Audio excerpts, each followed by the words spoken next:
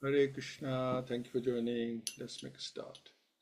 Jai Radha Madhava, Jai Kunj Bihari, Jai Radha Madhava, Jai Kunj Bihari, Jai Gopi Janavallabha, Jai Giravardhari, Jai Gopi Janavallabha, Jai Giravardhari,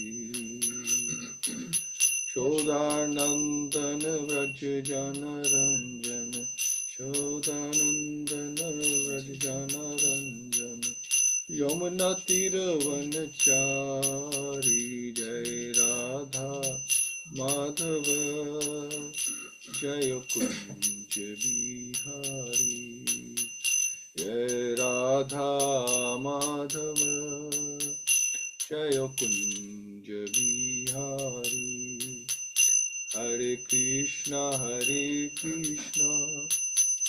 Krishna Krishna Hare Hare, Hare Rama, Rama Rama Hare Hare, Hare Krishna, Krishna Krishna Hare Hare, Hare Rama, Rama Rama Hare Hare,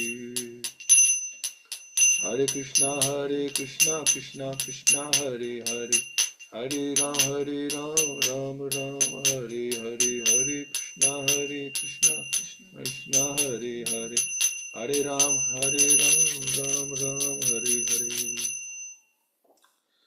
Om Namo Bhagavate Vasudevaya, Om Namo Bhagavate Vasudevaya, Om Namo Bhagavate Vasudevaya.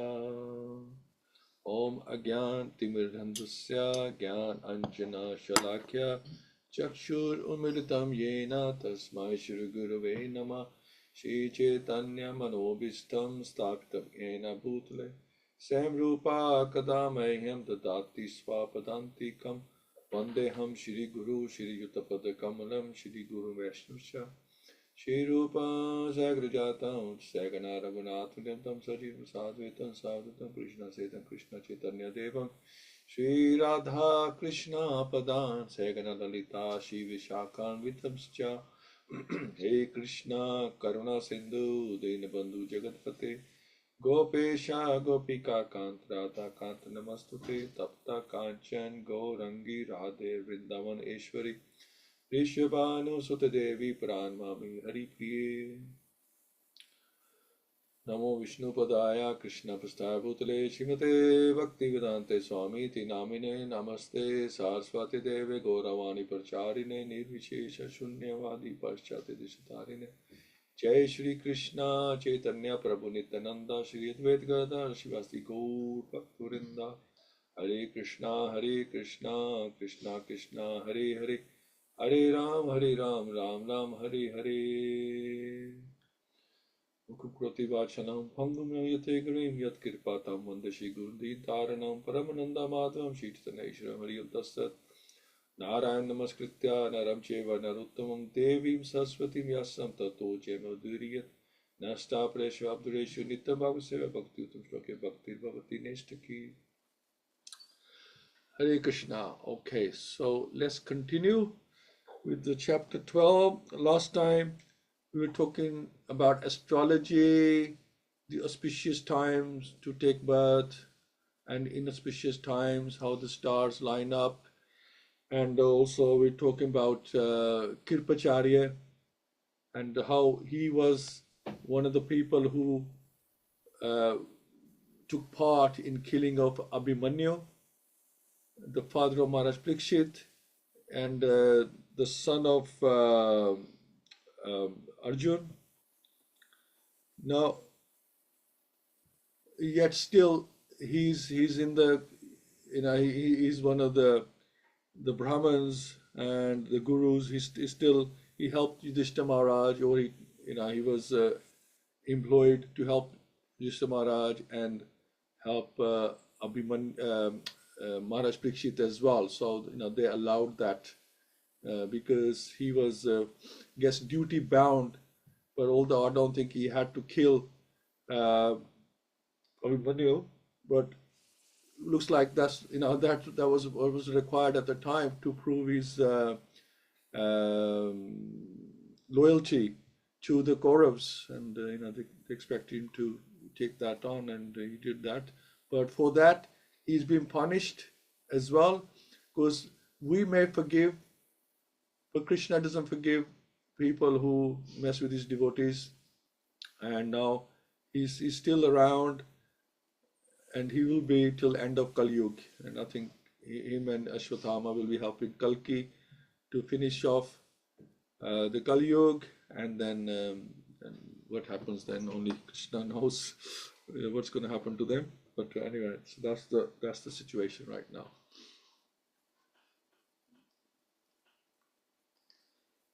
So we share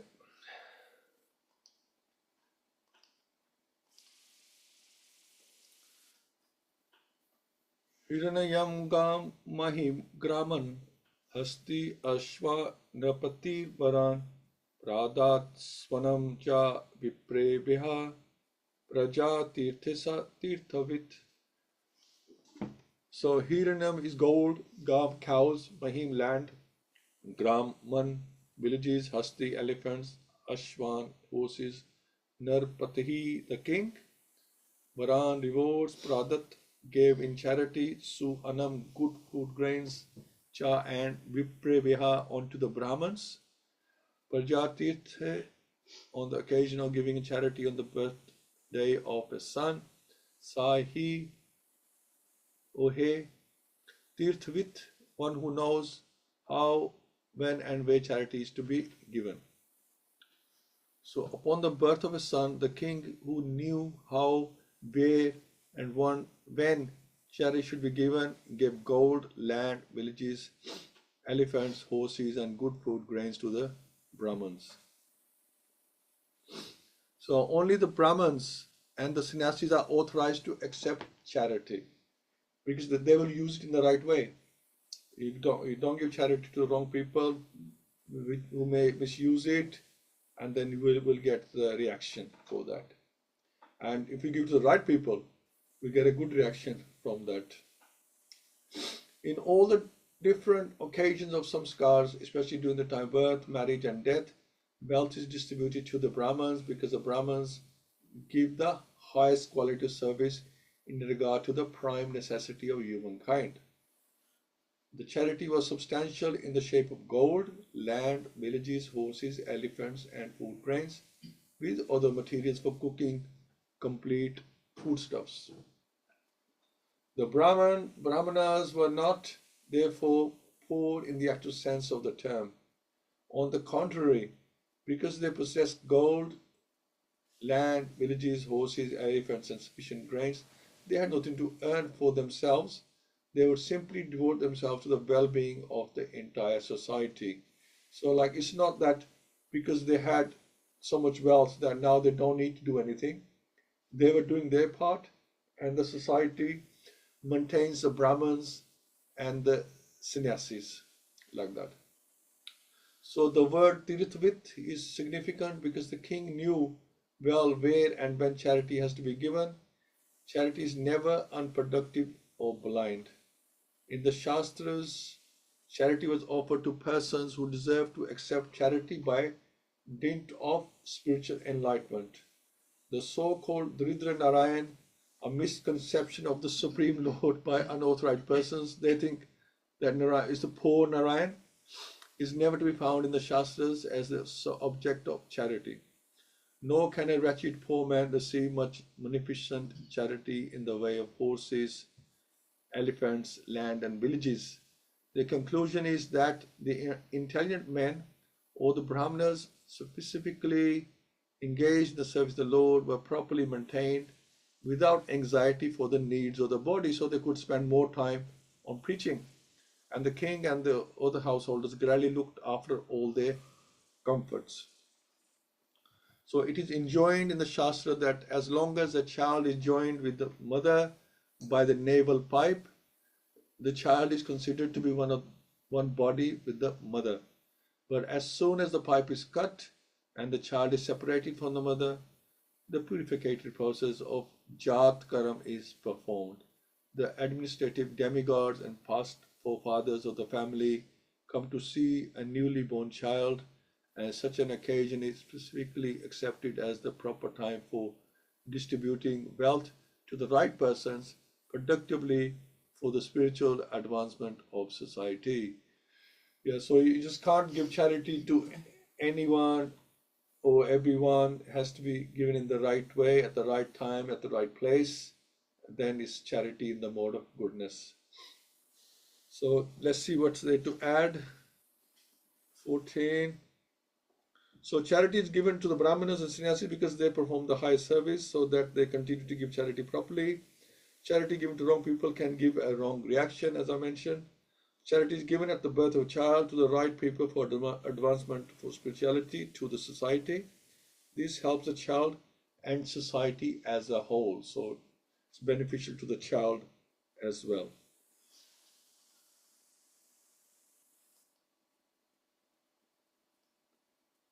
Tam uchu brahmanas tusta rajanam prashra yanavittam aishahi asmin pajatanto purana purvashva.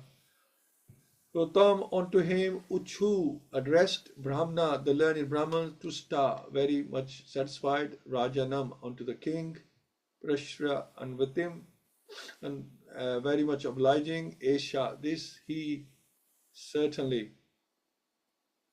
Asmin in the chain of Prajatan Tau descending line, Puranam of the Purus, Purava Rishabha, the chief among the Purus. So the learned Brahmanas who were very satisfied with the charities of the king addressed him as a chief among the Purus and informed him that his son was certainly in the line of descent from the Purus.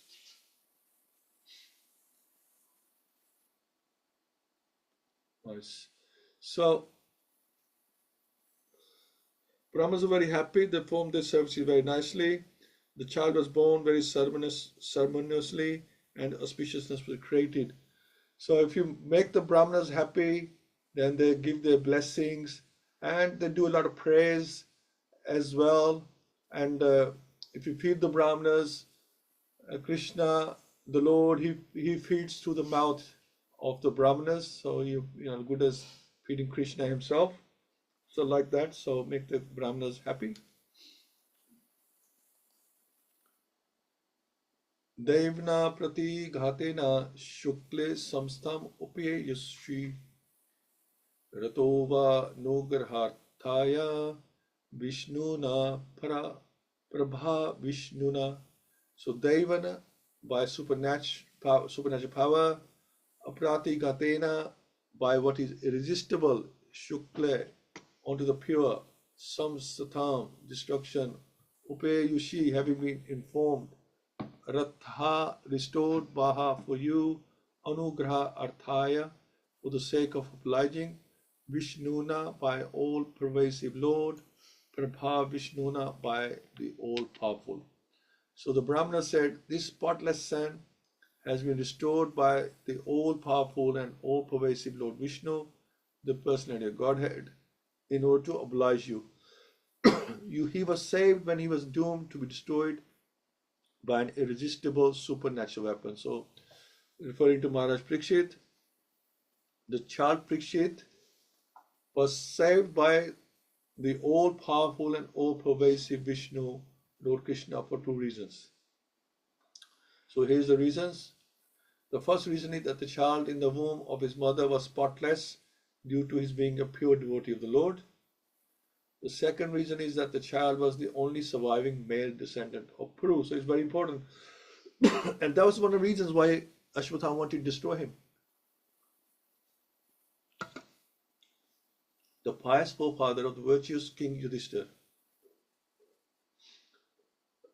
So he was, the old descendants of King Puru.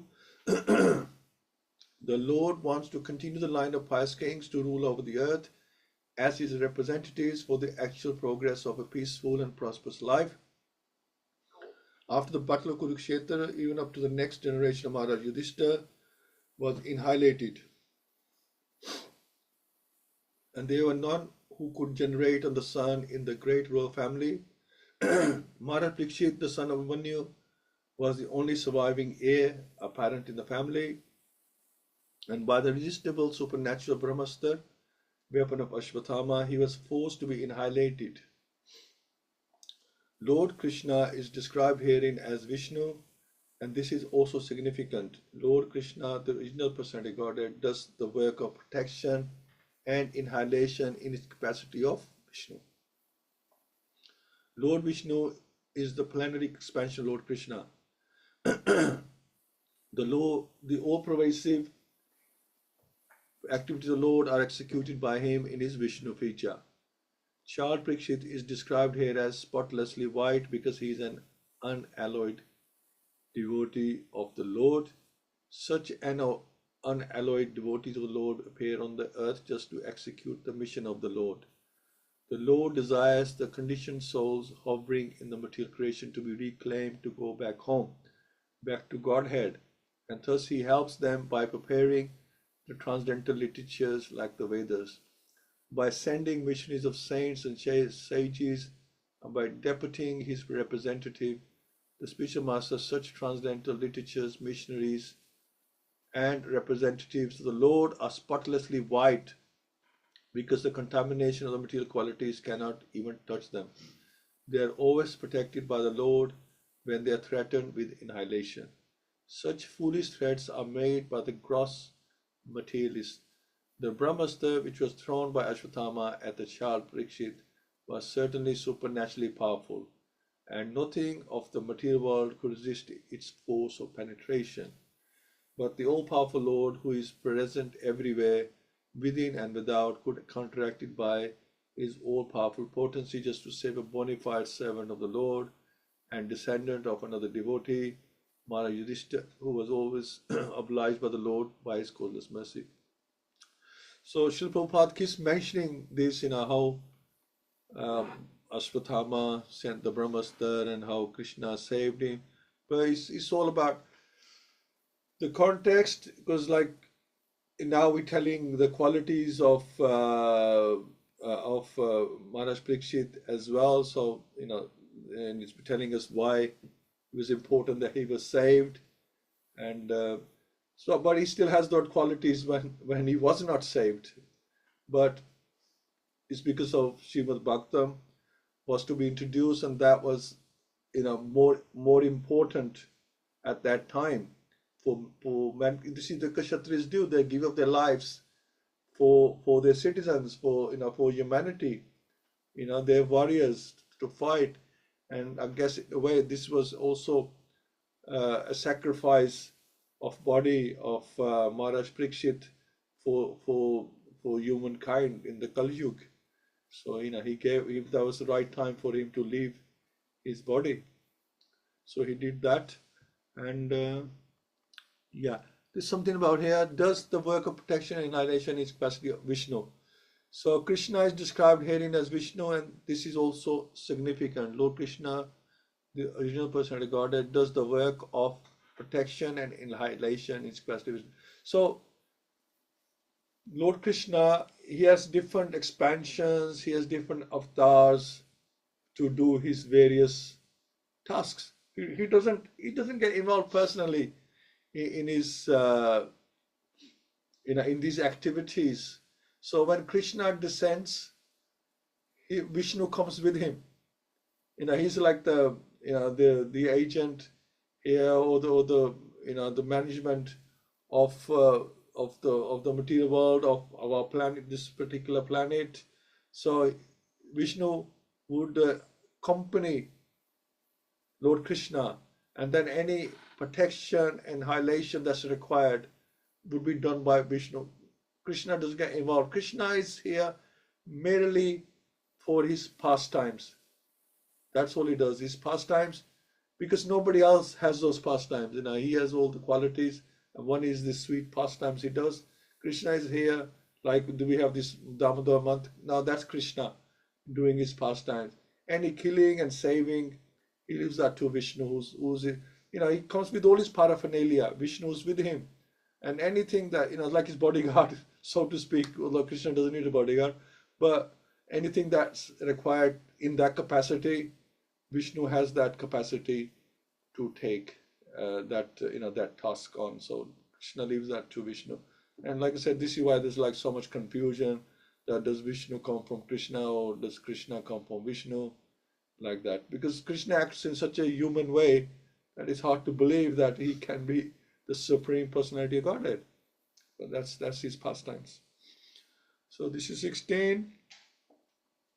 Let's see if we can add anything to that. Yeah. So Vishnu means all pervasive, and Prabha Vishnu means all powerful and all pervasive.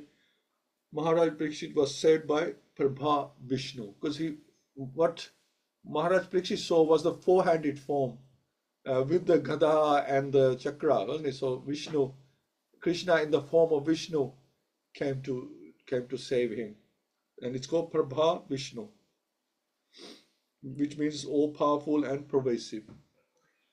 So wherever you see Krishna, you will see Srimati Radharani in his heart, in his consciousness, just as in every being of Radharani, Krishna is there. Similarly, in every being of Krishna, Srimati Radharani is there. She is the epitome of pure devotion. All the devoted Lord are the expansions of Srimati Radharani's love and devotion to serve Krishna. Just like the gopis are expansion of Radharani to serve Krishna in all different arts and ways.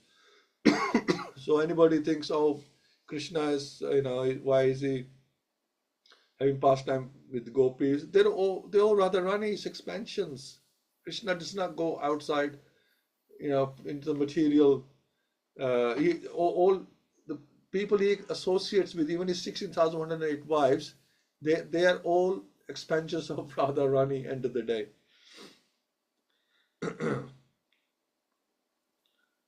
So Maharaj Parikshit is also in a way part of Radharani's potency to serve Krishna's mission. He's taking part in his pastimes. What is Krishna's or pure devotee's mission? Simply to reclaim back souls back to God. So Krishna has come with the agenda, with a purpose, with his paraphernalia. It's like like in the mundane sense, a prime minister or president goes to another country. He takes his entourage with him.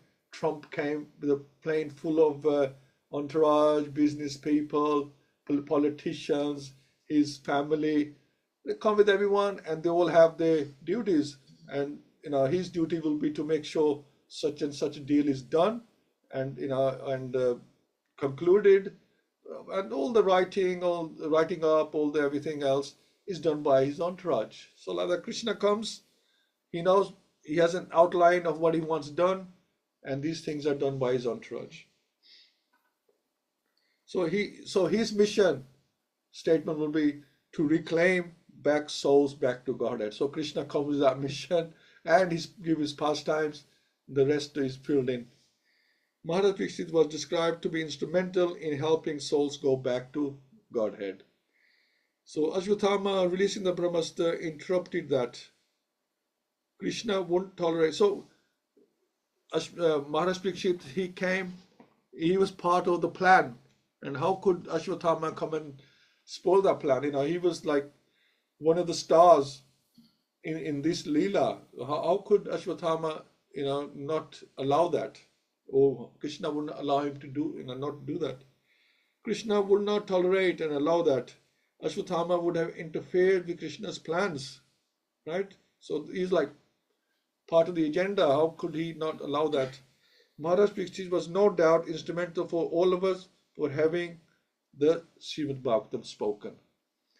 So Krishna protects his desires, just like Mahaprabhu with the Chandakazi rallied thousands of devotees to protect the Sankirtan movement. So Krishna protects in every way. Mahaprabhu came to give us Sankirtan movement, and he would not allow anyone, and I mean anyone, to interfere with his desires. He would not allow it. So he sent Nrsingadev to sort him out, and yes, he became devotee. Hare Krishna. So 17. Tasma namana Vishnurat iti loke bhavishyati na sendayo mahabhagavato mahan. So tasmat, therefore, namana, by the name Vishnu Ratha, protected by Vishnu, the personality Godhead, iti, thus loke, in all the planets, be bhavishyati, shall become well known, na no sandeha, doubts, Mahabhag, most fortunate, Mahabhagavata, the first class devotee of the Lord, Mahan, qualified by all good qualities. So for this reason, this child will be known in the world as one who is protected by the personality Godhead, or most fortunate one. There is no doubt that this child will become a first class devotee and will be qualified with all good qualities. So the Lord gives protection to all living beings because he is the supreme leader. The Vedic hymns confirm that the Lord is the supreme person amongst all personalities. The difference between the two living beings is that the one, the person of Godhead, provides for all the living beings, all the other living beings, and by knowing him, one can achieve eternal peace. Katha, we mentioned the Katha Upanishad. Such protection is given by his different potencies to different grades of living beings. But as far as his unalloyed devotees are concerned, he gives the protection personally. So, such protection is given by his different potencies to different grades of living beings. But as far as his unalloyed devotees are concerned, he gives the protection personally. Therefore, Maharaj Parikshit is protected from the very beginning of his appearance in the womb of his mother. When I say personally, his own expansions, Vishnu Tattva expansions.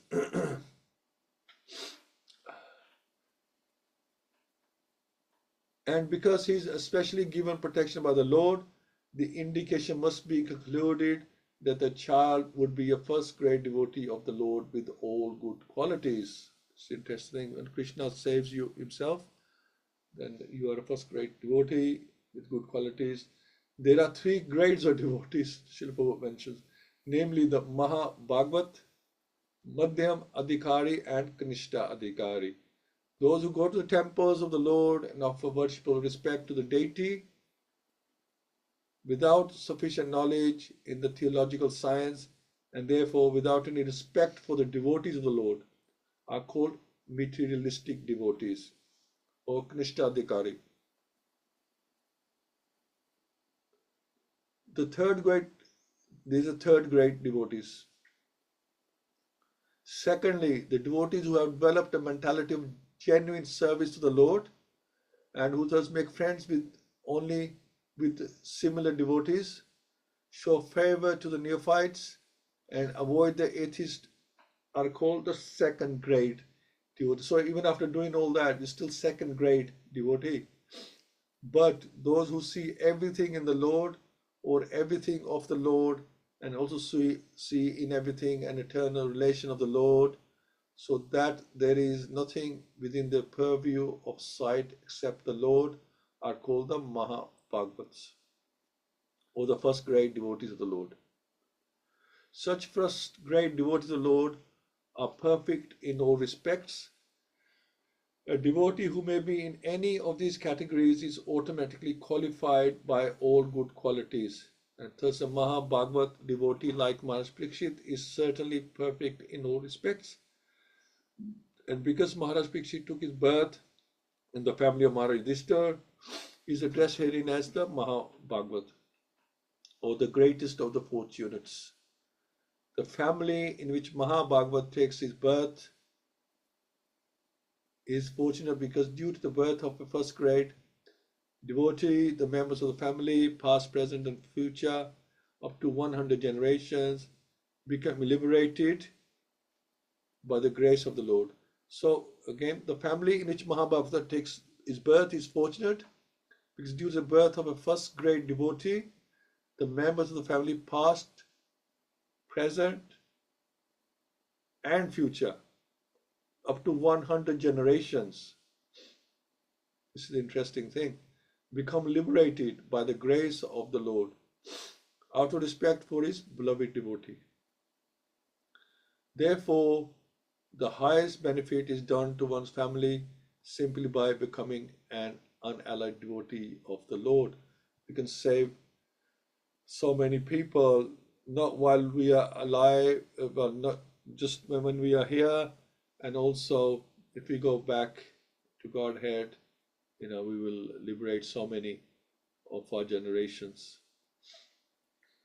So this is 17. So Vishnu Rat means protected by Vishnu. Vishnu can protect with his energies or directly. Soul by nature has auspicious qualities, but being conditioned, it acquires qualities which are contrary to its true nature. As we begin to revive according to Krishna consciousness, those qualities are also revived naturally. So the soul can be a Kanishta Adhikari, Madhyam Adhikari, Maha, Bhagavat devotee as well. All depends on our purification and our endeavor. How much we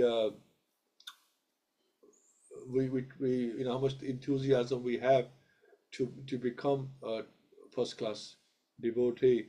So the potential is there within everyone, but whether we use that potential or not is the thing to be seen. Okay, so let's see how big is the next one. Okay, we'll do this one. Shri Raja Avacha Abhi Esha Vamshayan Rajarshin Punya Shlokan Mahatmanaha Anuvatita Svidyash Asa Sadhu Vadena Sattamaha. So Sri Raja, or the all good king, which is Maharaj Yudhishthira, Ovacha, said, Api Veda Aisha, this Vamshayan family, Raj Rishi of saintly kings, Punya Shlokan, pious by the very name, Maha Atmana, all great souls, Anu Vartita, for follower, Svit will it be, Yash Asa by achievements, Sadhu Vadena by glorification, Sattamaha, all great souls. So the good king Yudhishthira inquired, O great souls, will he become as saintly a king, as pious in his very name, and as famous and glorified in his achievements as others who appeared in this great royal family? So that's the question of Maharaj Yudhishthira. Because the forefathers of King Yudhishthira were all great saintly kings. And we discussed the saintly king definition. Pious and glorified by their great achievements. They were all saints on the royal throne. And therefore, all the members of the state were happy, pious, well-behaved, prosperous, and spiritually enlightened, under strict guidance of the great souls and spiritual injunctions. Such great saintly kings were trained up, and as a result, the kingdom was full of saintly persons and was a happy land of spiritual life. Maharaj Yudhishthira was himself a replica of his ancestors. Total replica, not anything like nearly like them or anything. It's total replica of his ancestors, and he desired that the next thing after him become exactly like his great father. He wants another replica. He was happy to learn from the learned Brahmins that by astrological calculations the child would be born a first grade devotee of the Lord, and more confidentially he wanted to know whether the child was going to follow in the footsteps of his great forefathers.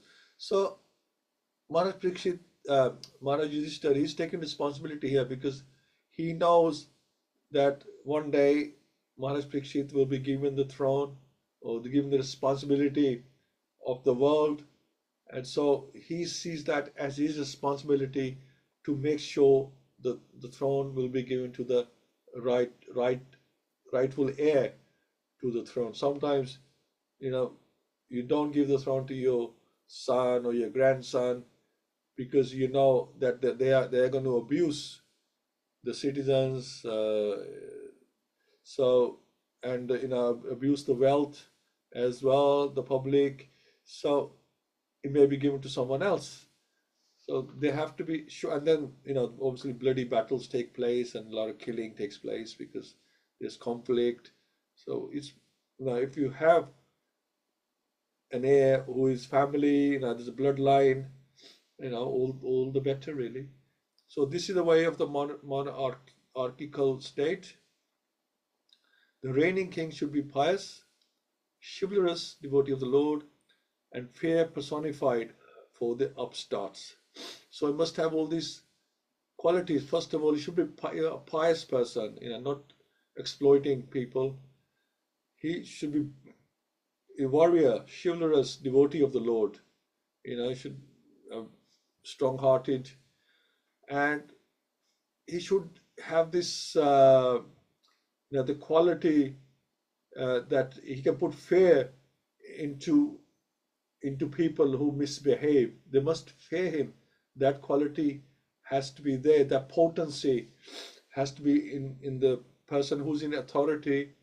It's very important, even though whether they use it or not, but they must have that authority about them that people are afraid to defy them, go against their instructions and their will. That they're afraid that something really dangerous is going to happen if we disobey.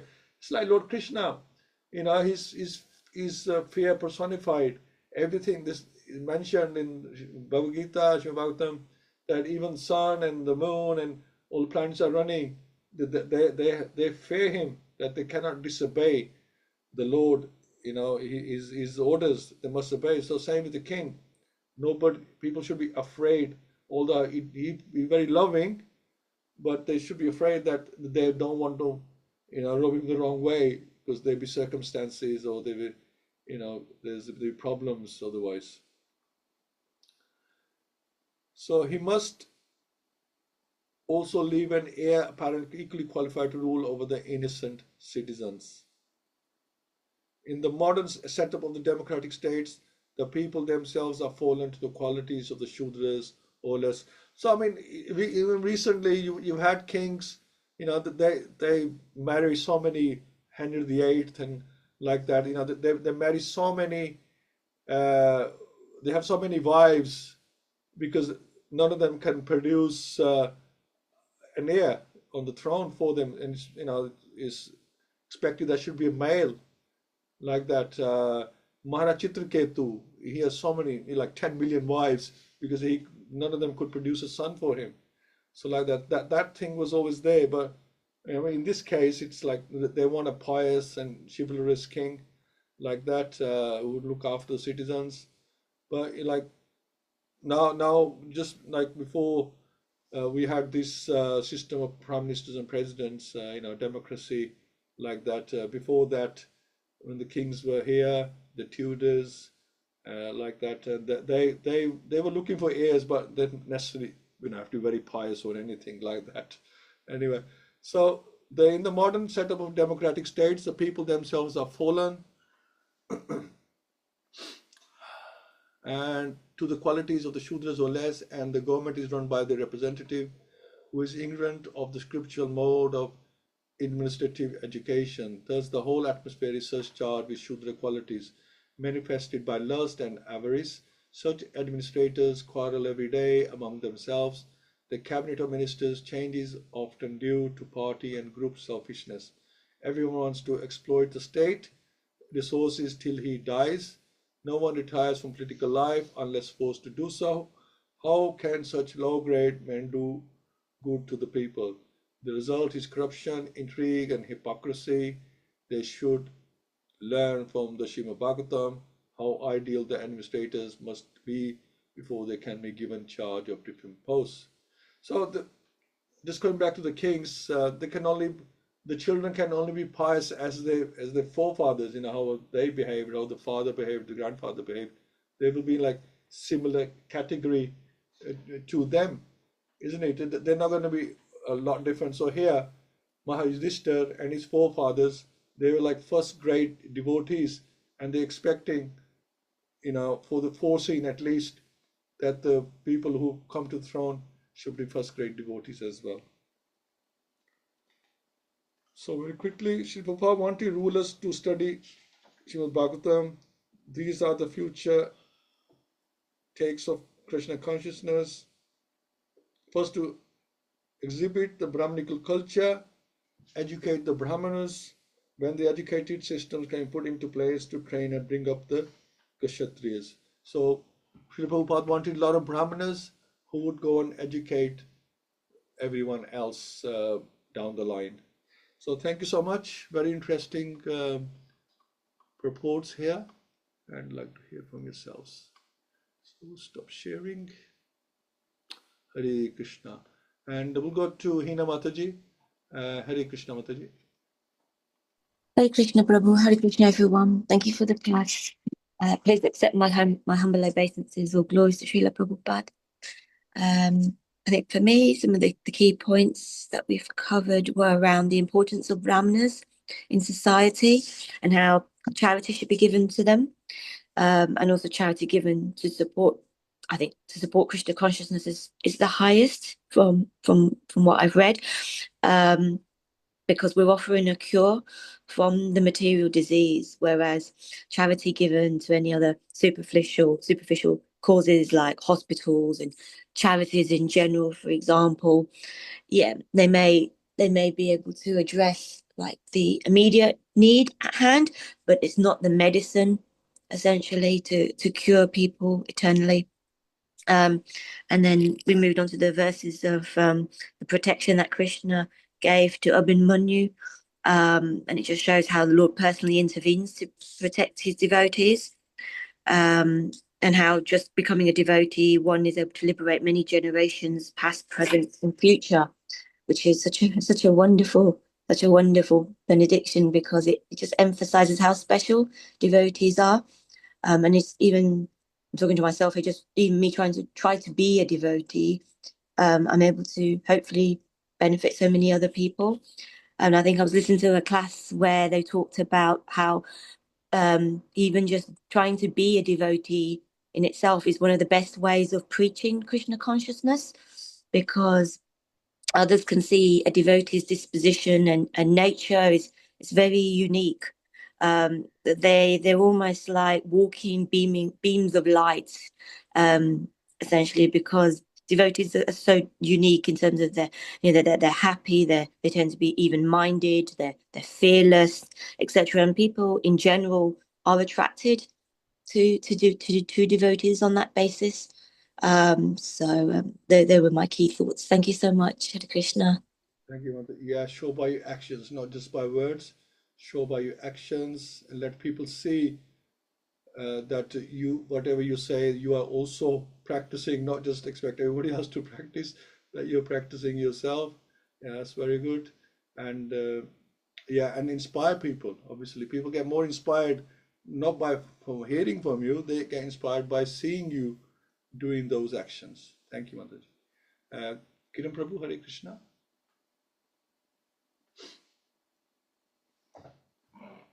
Hare Krishna. Did you say me? I didn't hear you. Of course, Prabhu. Yes, you said. Yes. Yeah. Hare Krishna, everybody. Just to carry on from where Hina Mataji left off, yes, it's very true that charity is performed in the most appropriate way possible and to the right people, because charity to the Brahmins is essentially what was depicted, illustrated, and written in the Vedas. We are now bombarded with the charities for a whole heap of things that we view on TV. And so I think we have to assess individually charities which are done in the mode of goodness. And sometimes we are, and correctly so, that we are questioning perform. We may see somebody on the street asking for money, and giving the money may be fine, but the money may go towards illicit substances, activities, etc. And hence we're contributing to the demise of an individual and to society. But sometimes, when those kind of situations occur, perhaps give charity through other means rather than money. Food is one, shelter is another, those kind of issues. But the test of charity is an individual thing, but essentially in the Vedas, it was to the Brahmanas, because they were the ones who were prioritized to bring up our societies through their Brahminical culture, their knowledge, their values. And it did say that nowadays that the Brahmins have become degraded because they're not as well read and as well literate in their activities. And they also have other motives which are tainted by the Kali Yuga. And so charity done in the mode of goodness has to be looked at very carefully by each one of us, and also have those qualities of the material nature of ignorance and passion in charity also impact on our lives. The issue of Parikshit protected was very necessary because he was the last one of the Kuru dynasty. He was the only male that was going to continue with the lineage, and hence it was necessary for Krishna, Vishnu, to protect him in the womb. And it just goes to show that not only the right people have to be protected, but the Vedic literature, the parampara, has to be protected as well. And so everything was done to ensure that the science of the Vedas were protected through the sages. And as we see through the Chaitanya Chamrita, all the different sages that came to distill the Vedic literature in its purest form is available to us.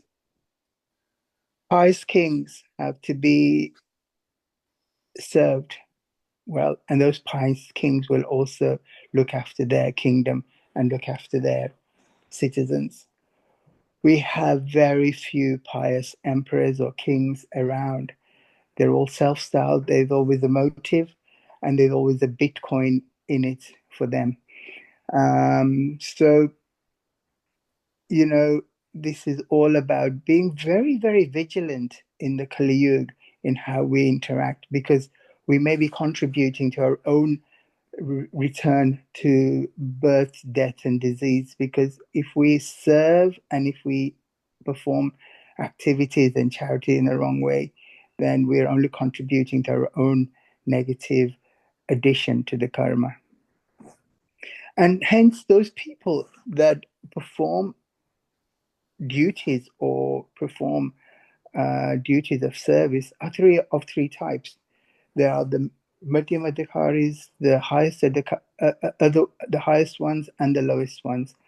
But the ones who are the medium ones are the ones who are performing on a consistent basis. The ones with the lowest kind of devotion, they will still go to temple. They'll do bits here and there, but they'll still be involved and interact in the material world. But the highest is the bhaktas who have unconditional love for the Lord. These highest devotees, or the Mahabhaktas, will be the ones who will be able to liberate generations gone before, generations yet to come. And I was so intrigued to hear not only one generation, not only 7, not only 21, but 100 generations can be liberated. Now, one individual in that whole of scheme of things can impact the generations that have gone before, the generations that exist now, and the generations yet to come. So we may come empty-handed, we may go empty-handed, we take our karma with us. However, the engagement in this bhakti, this service for the Divine Lord, can have huge benefits selflessly, not just for yourself, but for those who've gone before you in your families and those who are yet to come. Such enormous impact can occur not only by your own bhakti, but the selfless love through that bhakti will have huge implications for others around you. And so this is a great lesson, that this selfless service is so powerful. Be pious, be selfless, be fearless, be compassionate, and be authoritarian, and be authentic. When I mean authoritarian, be clear about who you're doing it for, And this is what's required of those good emperors. They have authority and they have clarity of wisdom. And that clarity of wisdom is not only just the vision that they have, but they have something called a divine vision of how to take society forward and how to take individuals forward. This is an absolute necessity, because few leaders exist who can take the whole of society forward. And I think thankfully we have one in our Indian heritage at the moment. And leaders are important, and we have to be those preachers with those leadership qualities who can take people with us. And we have to elevate ourselves from basic Sudra type of qualities to Brahminical qualities. Hare Krishna. Hare Krishna. Thank you so much, Prabhu.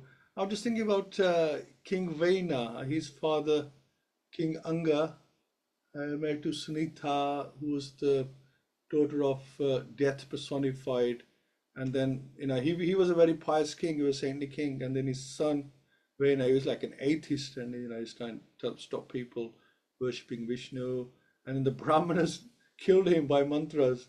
And then Maharaj Prithu came, he's like Dod himself, or at least Jiva with the Shakti Vaishya avatar came with the potency of the Lord. And then he was like ruling the earth at that time. So it can happen that not necessarily all your forefathers, if they're pious, that you will be automatically pious. Things can be different. And just because your forefather was impious, it doesn't mean that you have to be impious. You can learn from their mistakes and be pious. And so we see that in the generation of Anga, Vaina, and Maharaj Prithu, how the change happened, and there was so much cruelty involved with Maharaj Vaina, and then he had to be taken off through mantras. Yeah, each person brings their own karma. Yeah, and own destiny. Absolutely. Yeah, so there's always exception to the rule on that. And we'll go to Ajay Prabhu. Hare Krishna. Hare Krishna. Hare Krishna. Yes, the fall down of the Brahmanas, the lack of Rajrishis in general, it's been a real detriment to society, and it's why we've ended up in the situation we are in Kali Yuga at the moment. It's examples given of Maharaj Janak in Bhagavad-Gita, that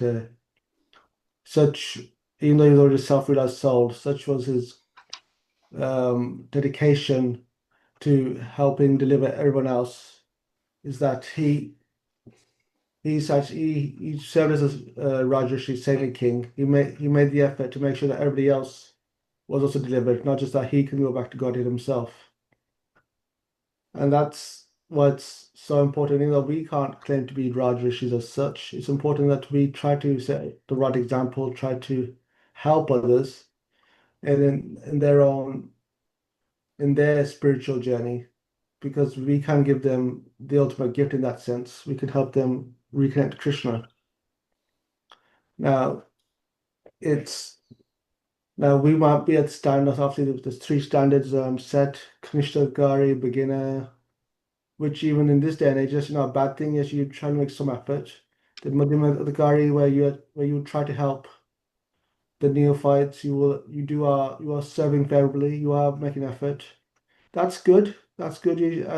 Ultimately, that's not. You should at least you should get that standard at the very least. But ideally, you want to get to the Uttama standard where I'll give the example of Prahlad Maharaj, where he saw the Lord in everything. That's what standard you want to get to, where you don't differentiate between other things. You see the Lord in everything.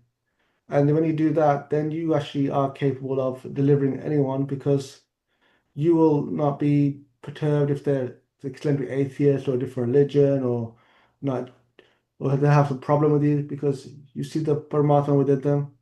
You will make the effort.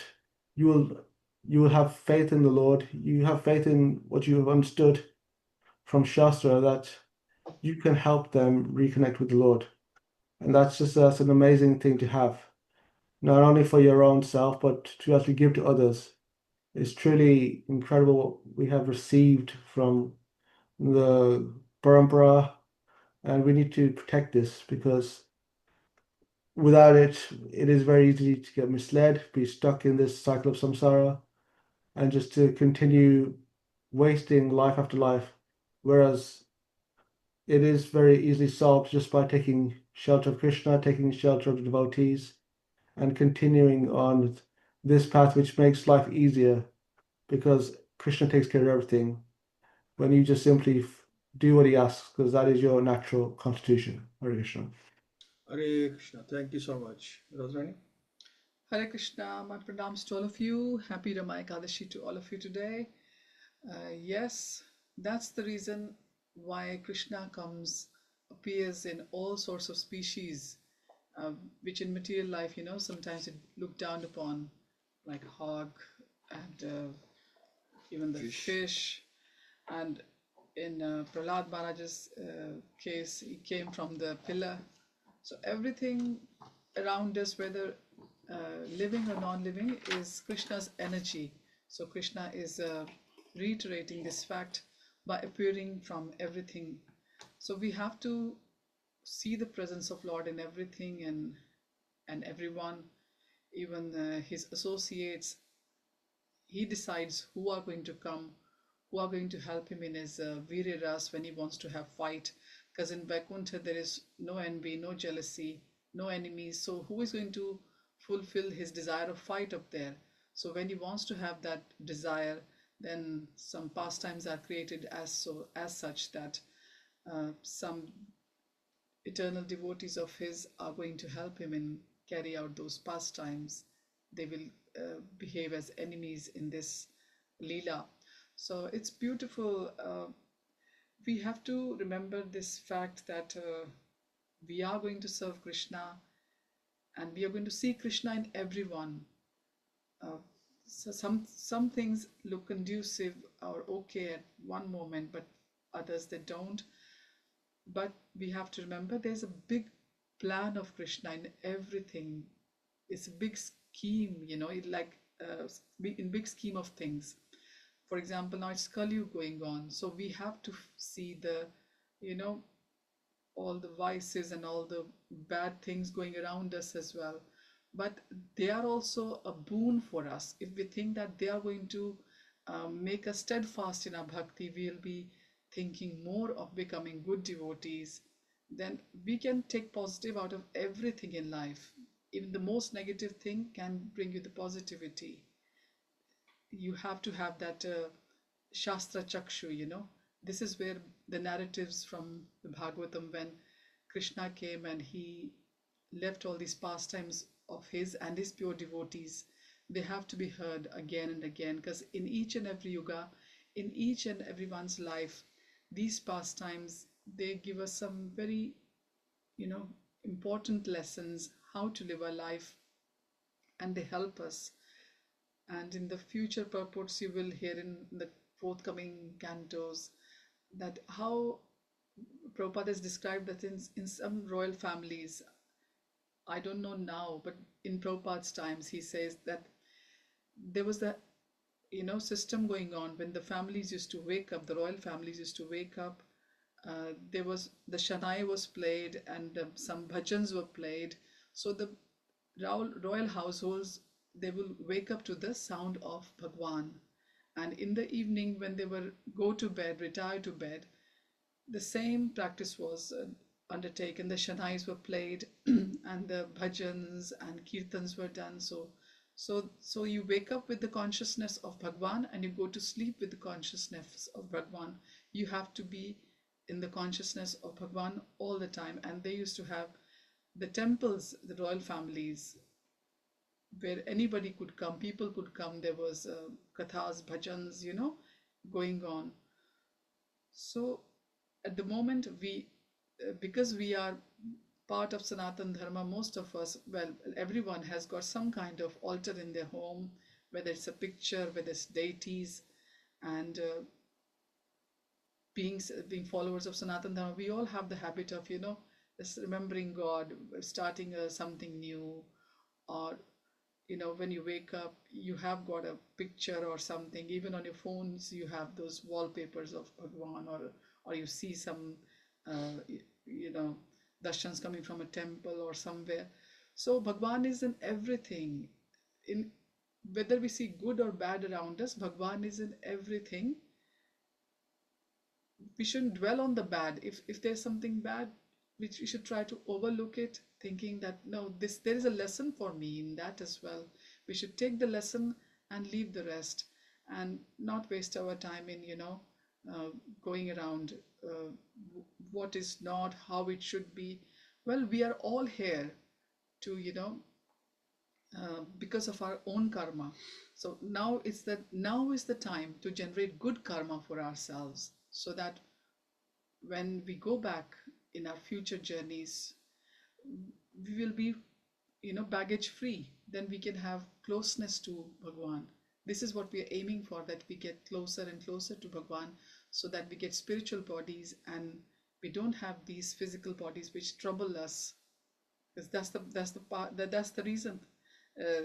This is catch-22 thing. We need the body to serve Bhagwan, but these bodies are designed that they give us trouble as well. In a way, Maya test. This is the test of the Maya. Maya tests us that are we going to be able to remember Bhagwan when we are not so happy?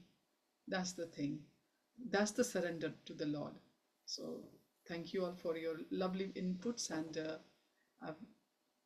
I wish again happy Kartik to all of you. Hare Krishna. Hare Krishna. Thank you so much. And Granth Raj Bhagavatam ki jai. Srila Prabhupada ki jai. Catch up again on Monday. Hare Krishna. Thank you. Hare Krishna. Thank you, Prabhu. And thank you to Suresh Prabhu for coming today in the month of Kartik on Ekadashi, very auspicious. Yeah. Please offer your join lamps. Offer your lamps. Hare Krishna. Hare Krishna. Thank you, Mataji. Hare Krishna.